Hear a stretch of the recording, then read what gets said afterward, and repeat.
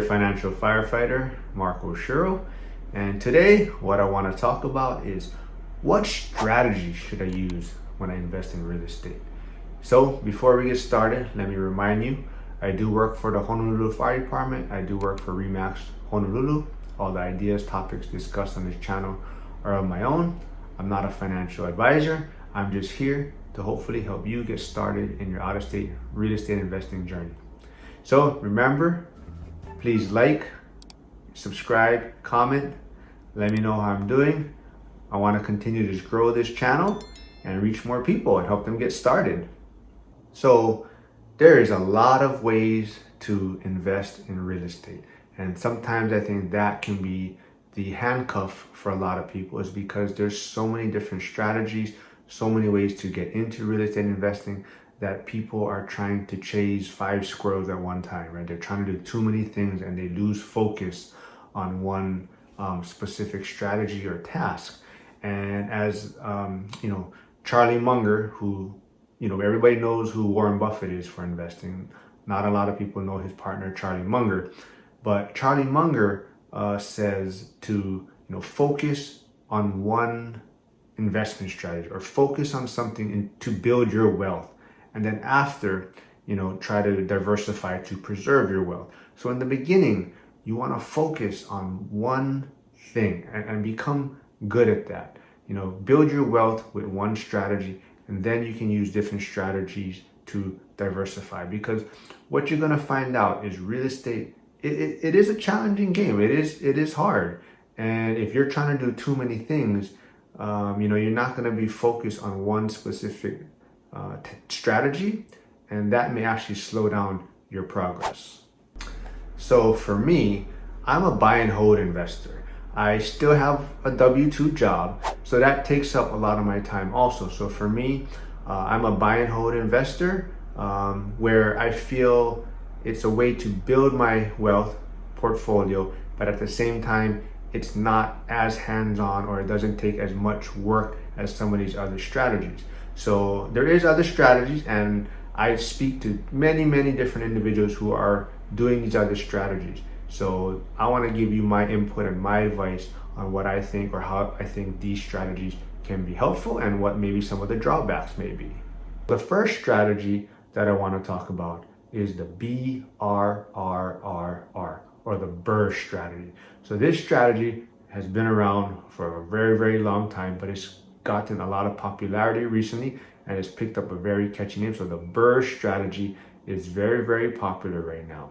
So basically what you're doing is you're looking for a property under market value, because a lot of times it comes down to what price point you purchased the property at. That's going to determine if it's a good deal or good returns on it, is where you purchase it at. So what kind of value you can get from the beginning. So you're going to look for a property that you can add value. It's below market value, where you can kind of add some rehab and renovate it. So you're going to buy a property, and now you're going to rehab it. So you're going to, in the beginning, you're going to kind of do your estimates, your comps, and then you want to get an estimated ARV and figure out kind of where you're hoping to get your appraisal when it comes in. So after you rehab it, now you're going to rent it. You're going to rent it out, market value, get some steady income. Then you're going to take it to the bank. So typically when you do a refinance, it's about 6 months for most lenders. So that's why it's also good to network, talk to different lenders, see what their requirements are. But now you're going to take it to the bank or lender, typically 6 months, and refinance this property. And now they're going to have an appraiser come in and get a ARV, an after repair value for you. And that's going to determine how much equity or how much cash you can pull back out of the property. So the goal is you're trying to get the majority of your money back, and you want to get as much money possible out of the deal, because the final step is repeat. So you want to get as much money as you can back out of the property, your initial down payment, your investment, your rehab costs, and then you want to roll this into your next investment. And that's the process, right? The BRRRR strategy. And that's how you continue to grow your portfolio on hopefully, that initial down payment, right? Because you put that initial down payment for the first property. And as you do the rehab, the rent, the refinance, and pull out hopefully the majority of your money back out, now you repeat the process again with that same money that you started in the beginning, right? So you're trying to do that and you just keep rolling over the financing, right? And just gonna keep growing your portfolio that way. So that's the goal, right? That's the goal. And you're trying to make a profit on each renovation or BRRRR method. So that's one way to grow your portfolio. However, in these rising interest rate times, it does make it a little tricky because it does affect the ARV value. And nowadays, and it's been a long time since we've seen housing prices correct. So right now, because the market is slowing down and because prices are coming down in some areas, the BRRRR method has become a little more difficult because now what you're hoping to get for your ARV value, 6 to 7 months later, when you actually go to the refinance, your property's value actually may have gone down or not. You're not going to get what you thought initially your value was going to be. So it makes it tricky on how much of that cash you can pull back out. So that's one of the downfalls of doing a BRRRR in a rising interest rate market. So another very popular way to get into real estate investing is fix and flips, which, especially in Hawaii, it's a very big business because we have very, very stable prices and a very, very unique market, and our prices have such high price points that people can make big chunks of money at one time. However, fix and flips are a lot of work, right? You have to basically a lot of times you're just gutting the whole property. However, like I said, with the BRRRR strategy, same thing. The key is where you enter the market, as far as where you purchase this property. The deal that you get in the beginning is really a lot of times going to determine what kind of profit you make at the end. So the fix and flip model, same thing. You're going to look for a distressed property, maybe a foreclosure or some short sale. But a lot of times you're looking for people that need to sell, or a property that's just distressed, and you're going to basically bring it back to life, right? You're going to find this property, hopefully get it for a great price, get it under market, help the seller out. Maybe there's something that they need to relocate. They had a death in the family, they don't want this property or whatnot. But your goal is also to help the seller, right? You're trying to help the seller get out of this situation that they may be in. So your goal is to find a property of good value where you can add a lot of value on the renovation on it. So a lot of times, sometimes these these buyers are going to be paying all cash. They're not using traditional lending. So a lot of times they might be using hard money loans, private monies, and maybe I'll discuss that in some future videos. But basically, it's basically you're borrowing money from not your traditional banks or lenders. These are investors that are making their money work for them, and they're loaning out money to other investors, and they're basically taking a percent. So these people are basically becoming the bank. They're lending you money at a certain rate, certain terms, and so that's what a lot of fix and flippers use. Is they use these hard money and private loans so that way they can make a deal, cash, close quickly, and it helps the seller out. So in a fix and flip, same thing. It comes down to the purchase price. You want to get a good deal in the beginning, and now you're going to basically renovate this property. You're going to bring it back to life. So a lot of times these properties are maybe not in livable condition, a hoarder house, or they're just beyond, they're beyond livable. So a lot of times you're actually bringing this property back to life, right? So that someone can live in this property now. So that's what a fix and flip strategy is, right? It always comes down to the entry point, or what kind of deal you can get in the beginning. And then you're going to renovate the property, and then you're going to put it back on the market and hopefully get the price that you were expecting, right? A lot of times, I think in the beginning, a lot of problems new fix and flippers have is that it's their expense cost or holding time, right? So a lot of times that's the key, right? You have to estimate what your cost for renovation is going to be, what your cost of paying the lenders back, so what your holding period time is going to be. And especially in the beginning, you may be aggressive and say, I'm going to only have this property, it's only going to take 6 months for the renovation, but it actually goes to 8 months, right? So for a fix and flipper, it's very good to be conservative with your numbers. So that way it gives you a cushion if the project takes longer, or as we found out in these past few years, shipping restraints, right? Supply restraints, right? There were getting materials in, or things were sitting in the ports, but things like that. It impacted fix and flippers, and even the cost of materials, right? So those are things you want to be conservative in the beginning, especially until you get some experience as being a fix and flipper. So fix and flip, you can make a lot of money. It's a lot more work, but you can get bigger chunks of money. And what a lot of fix and flippers are doing now is they realize that the goal is to acquire assets, right? Is to acquire assets. Because if you just keep fixing and flipping properties, you're making chunks of money, but same thing, right? Taxes, right? You got to pay taxes on these money, because now a lot of times you might have to pay capital gains, right? Because you're getting a property, then you're selling. A lot of times you got to pay short-term capital gains because you're not holding the property for over a year. So that's another thing fix and flippers I noticed they're starting to do, is they're fixing and flipping, but they're also keeping some of the properties and renting them out, because they understand that in the long run, you want to also be acquiring assets. So fix and flip, great strategy, a lot more work, a lot of bigger chunks of money that you can receive, but it also bigger risk that you're taking. So definitely, if that's a strategy that you're interested in, go find guys that are fixing. There's tons of guys out there looking for people to help them get involved, get experience.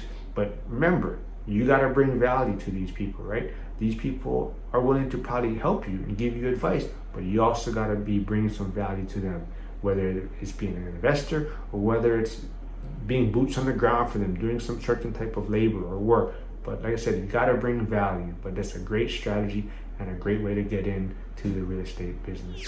Into the real estate investing business is the short-term rental game.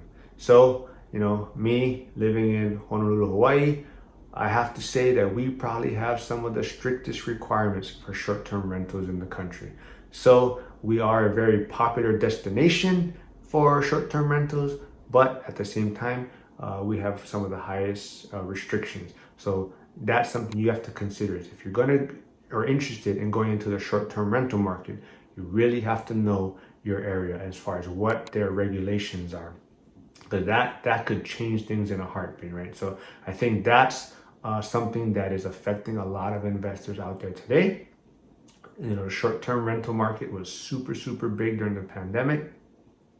People were buying properties that maybe weren't the best short-term rental type of property, but the market was hot, so people were staying at these places for short-term rental. But now that the market has cooled off and it's been saturated with so many Airbnb units, or short-term units, I should say, that certain properties are not renting like they were before, and regulations are tightening up in some markets, that these investors that were hoping to do short-term rentals, now they're struggling to keep up with their mortgage payment because they're not getting that nightly or monthly cash flow that they were expecting, and they're putting these properties back on the market because as a long-term rental, it doesn't make sense, because these properties may not cover whatever expenses that they have.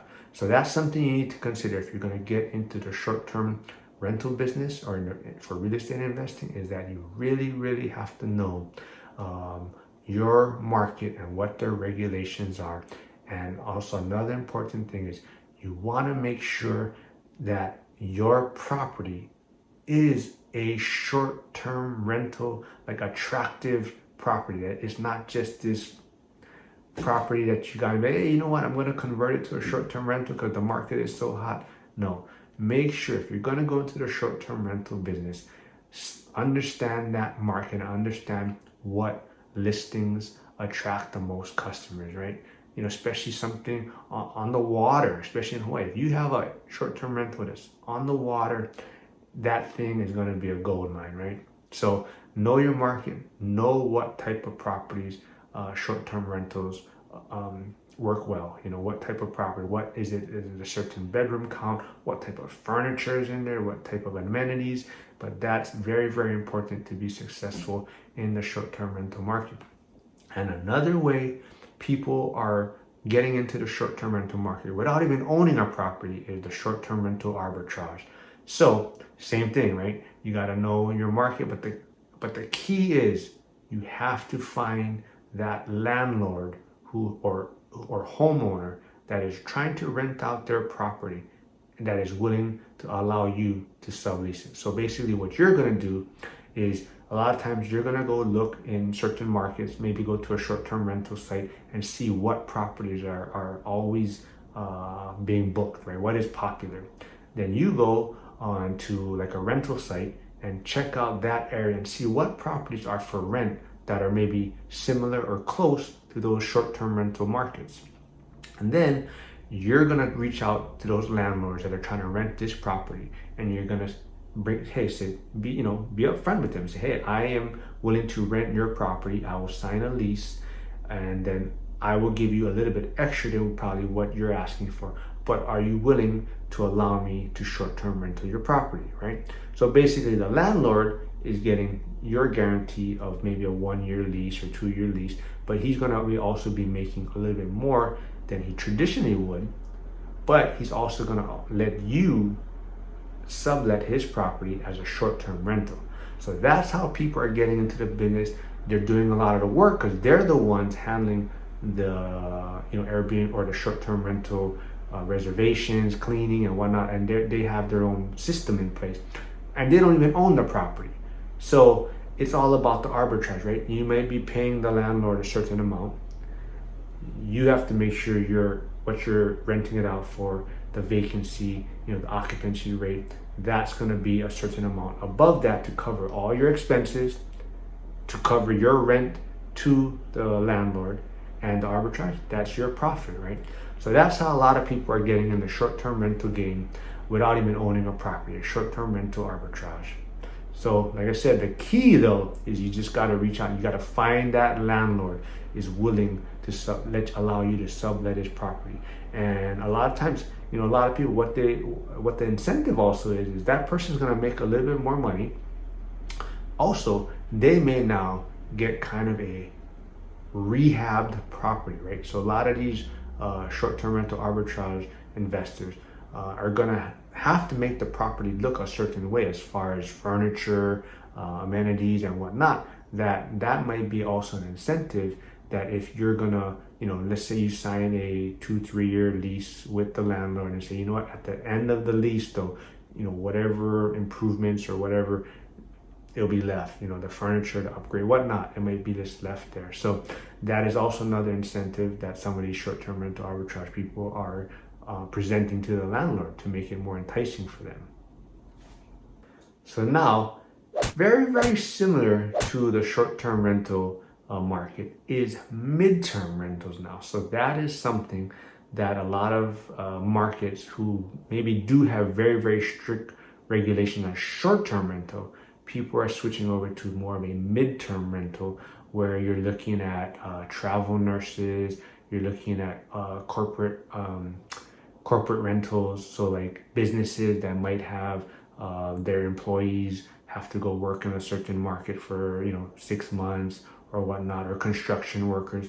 But a lot of people are transitioning towards midterm rentals so that they don't really have to worry about the short-term rental regulations, and they're still going to make more than traditional long-term rentals, but they're kind of in that sweet spot. So midterm rentals are gaining a lot of popularity because it generates more cash flow than a traditional long-term, and you don't really have to worry as much about all the regulations from the short-term rental side. So these same type of properties, right? You're going to find properties. Typically, it might be more of a single-family home, bigger size property. So also a lot of times these midterm rentals, they got to be furnished because these people are not going to be spending years and years renting out your property, right? So these properties are usually 6 months or so at a time. So these got to be furnished. So a lot of times that's what you do. These properties you'll find them on Furnish Finder, or you work with corporate housing companies, and that's another way to earn or generate more cash flow on your property. Same thing. You can try and do the arbitrage method with it. You just got to find that certain landlord who wants to make maybe a little bit more money, but he doesn't want to do all the work, and he's going to let you sublet his property. So midterm rental is another good way to try and get into the real estate investing business. And it's just another tool in the tool belt, right? Or tool in the toolbox, I should say. There's just so many ways to get involved, right? There's a lot of other ways to also get in that I'm leaving out. There's wholesaling, there's seller finance deals, there's subject to deals, there's also like RV parks, there's also mobile home parks. But the other one that I do want to finish up on is probably the one that can benefit or help the most people is. So house hacking is super beneficial. And if I was to start things over again, I would definitely go this route. This is my vision for when my son, hopefully he attends college or whatnot, but I'm not sure what his plans are, but this is my vision that if he does decide to go to college when he graduates, I am going to try and invest in a multifamily 3 or 4plex unit wherever he's going to go to school, and have him live in one unit and rent out the other 3. And that way, basically the concept is he's going to reduce his greatest expense, his living expense.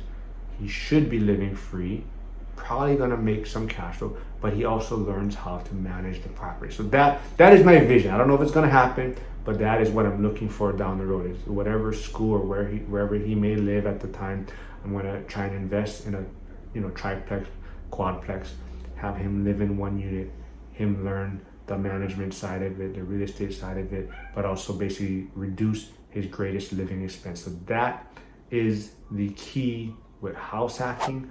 It basically is to reduce or eliminate your biggest expense, your housing expense.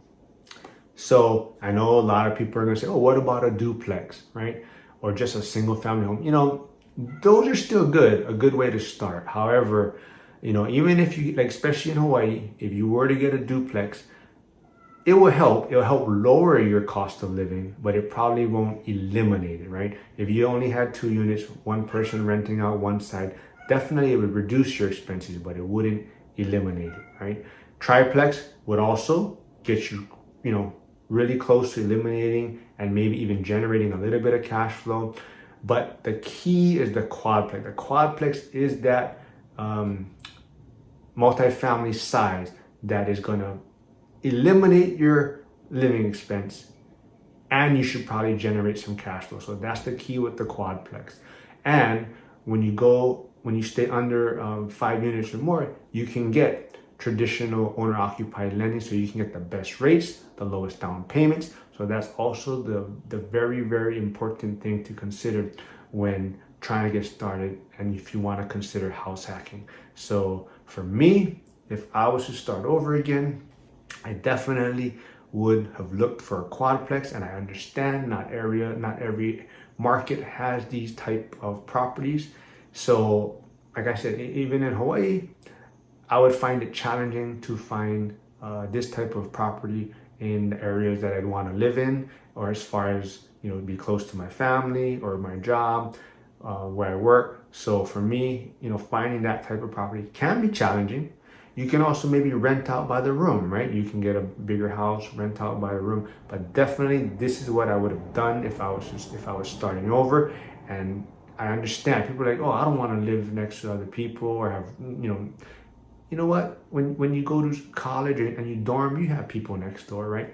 So another thing you got to consider is I highly recommend, if you can, do it when you're younger, when you don't have a family, you don't have a spouse, kids, whatever. That's going to be when it's very challenging. You're going to have to convince someone else to take this journey with you. But if, when you're younger, you got no responsibilities, I highly recommend that would be the best way to get started, is to house hack. So I'm not sure, hopefully you guys can go back, check out my other video about failure to launch, and I was talking kind of about my journey. And I mentioned that my dad had a stroke when I first got into the fire department, and I moved back home. I was helping them out, And you know what? Somebody brought it to my attention that, man, you did some sort of house hack right there. You eliminated your greatest expense, your living expense. And I thought about it. I said, you know what? Yeah, I basically, went back home to help out my family. I was renting out my condo at the time. I forget. I think I was losing a few $100s a month to it at that time. But I was renting out but as far as my living expense, I basically eliminated my living expense. And I mean, I did what I had to do to help out the family, but in a way, I was house hacking. I reduced my greatest expense, and that really helped me propel my financial situation. Even though, like I said, I've wasted tons of opportunities and made tons of mistakes, and I would do so many things different if I was to start over. But you know what? That type of house hacking actually helped me out a lot to help me put more funds away into retirement accounts, which I've used to transition into real estate. So, you know what? Somebody brought that to my attention. I never thought about it that way, but if I look back at it, that was a form of house hacking, and there's many ways to do it. But if you're young, single, don't have response, I highly recommend you to get started with some sort of house hacking. Or even if you have kids, right, and you're thinking of sending them away to college, and you're thinking about what's their living situation going to be, I highly recommend looking into some form of house hacking.